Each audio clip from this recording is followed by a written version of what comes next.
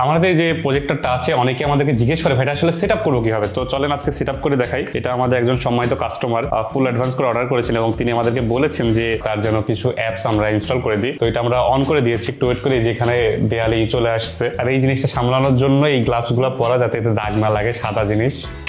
যদিও পুরোপুরি অন্ধকার করিনি, এখনো আমাকে যে অন্ধকারের ভিতর দেখা যাইতেছে। তো এতে ব্যাটারি লাগাইতে হবে, অবশ্যই এতে ব্যাটারি আসে না। তো আমরা এই যে ব্যাটারি নিয়ে এসেছি, তো এই যে রিমোটটা আমরা করে ফেলেছি। এরপরে আমরা নেক্সট স্টেপে যাব। এরপরে আমরা ভাষা সিলেক্ট করব।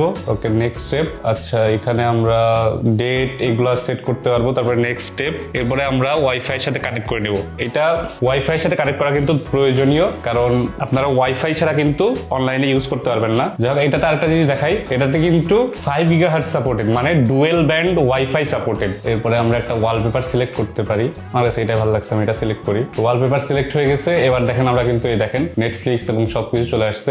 এটা কিন্তু আরো বড় হয়। আর আপনারা এই যে যদি ঘোলা লাগে বা লাগে, এটাতে আপনারা অ্যাডজাস্ট করে নিতে পারবেন। সেট আপ করা কিন্তু এতটুকুই সিম্পল।